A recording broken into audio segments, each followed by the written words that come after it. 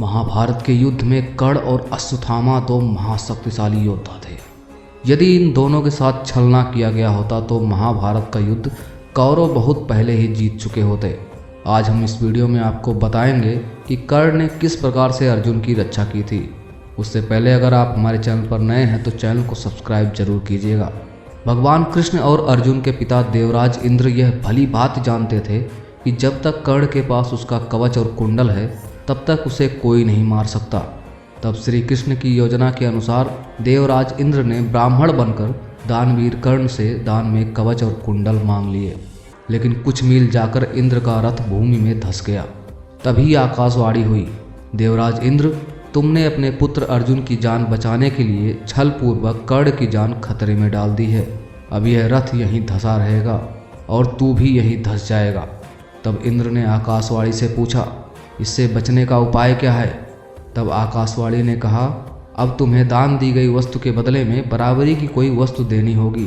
तब इंद्र फिर से कर्ण के पास गए और उन्होंने कवच और कुंडल वापस लेने को कहा, लेकिन कर्ण ने लेने से इनकार कर दिया।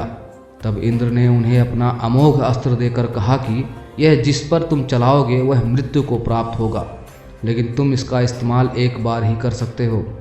युद्ध में जब घटोत्कच ने कौरवों की सेना को कुचलना शुरू किया तो दुर्योधन घबरा गया। ऐसे में उसे समझ नहीं आ रहा था कि क्या करे। तब कृष्ण ने कर्ण से कहा कि आपके पास तो अमोघ अस्त्र है जिसके प्रयोग से कोई बच नहीं सकता, तो आप उसे क्यों नहीं चलाते? कर्ण कहने लगा कि ये अस्त्र तो मैंने अर्जुन के लिए बचा कर रखा है। तब श्री कृष्ण कहते हैं कि अर्जुन पर तो तुम तब चलाओगे जब ये कौरव सेना बचेगी, ये दुर्योधन बचेगा। जब ये सभी घटोत्कच के हाथों मारे जाएंगे तो फिर उस अस्त्र के चलाने का क्या फ़ायदा? दुर्योधन को ये बात समझ में आती है और वह कर्ण से अमोघ अस्त्र चलाने की जिद करता है। कर्ण दुर्योधन को समझाता है कि तुम घबराओ नहीं, ये कृष्ण की कोई चाल है, लेकिन दुर्योधन एक नहीं सुनता है और कर्ण मजबूरन वह अमोघ अस्त्र घटोत्कच के ऊपर चला देता है। इस तरह भगवान श्री कृष्ण अर्जुन को बचा लेते हैं। कवच कुंडल उतर जाने के बाद अमोघ अस्त्र नहीं होने के बावजूद कर्ण में अपार शक्तियाँ थी। युद्ध के 17वें दिन शल्य को कर्ण का सारथी बनाया गया।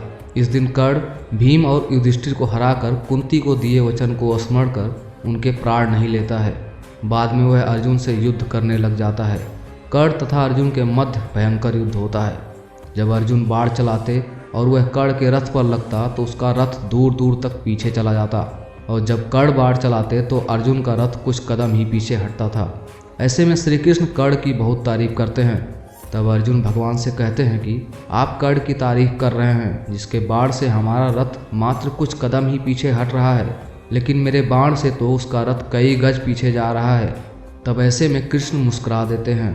तभी अचानक कर्ण के रथ का पहिया भूमि में धंस जाता है।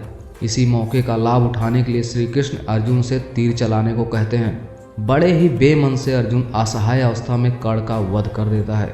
इसके बाद कौरव अपना उत्साह हार बैठते हैं, उनका मनोबल टूट जाता है। आपको यह जानकारी कैसी लगी हमें कमेंट सेक्शन में ज़रूर बताएं और हमारे चैनल को सब्सक्राइब करना ना भूलें।